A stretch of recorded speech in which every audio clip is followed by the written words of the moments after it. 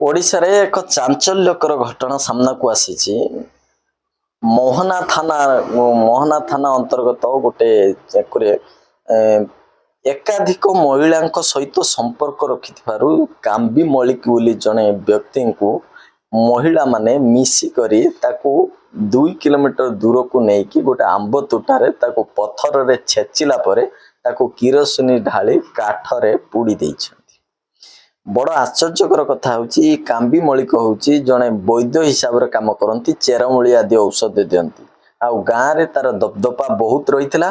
ଆଉ ସେ ଜୋର ଜବରଦସ୍ତି ଯେଉଁ ମହିଳାମାନେ ବିଧବା ମହିଳା ଥିଲେ କି ମହିଳାମାନଙ୍କର ପୁରୁଷ ବାହାରେ ବିଦେଶରେ ରୁହନ୍ତି ସେଇଭଳି ମହିଳାମାନଙ୍କୁ ସେ ଟାର୍ଗେଟ କରେ ଆଉ ତାଙ୍କ ସହିତ ଜବରଦସ୍ତି ଶାରୀରିକ ସମ୍ପର୍କ ରଖେ। ଏଇଭଳି ସେ ଗାଁରେ ପ୍ରତି ମହିଳା ଯେଉଁଭଳି ମହିଳାମାନେ ଅଛନ୍ତି ଏଭଳି ମହିଳା ସେମାନଙ୍କ ସହିତ ଜବରଦସ୍ତି ଶାରୀରିକ ସମ୍ପର୍କ ରଖେ। ଥରେ ସେ ଗୋଟେ ମହିଳାଙ୍କ ସହିତ ଯେଉଁ କଥା ସେଇ ମହିଳାମାନେ ସ୍ୱୀକାର କରିଛନ୍ତି ଆଉ ଯେଉଁ ମହିଳା ଜଣକ ତାକୁ କାଟି ହାଣି ଫିଙ୍ଗିଛନ୍ତି ସେଇ ଆଟାକ୍ କରି ମାରିଛନ୍ତି ସେ ମହିଳା ଜଣକ ମିଡ଼ିଆ ଆଗରେ ସତ ମାନିଛନ୍ତି ଯେ ହଁ ମୁଁ ତାକୁ ହାଣିକି ଆମେ ମିଶି ତାକୁ ମାରିକି ପୋଡ଼ି ଦେଇଛୁ।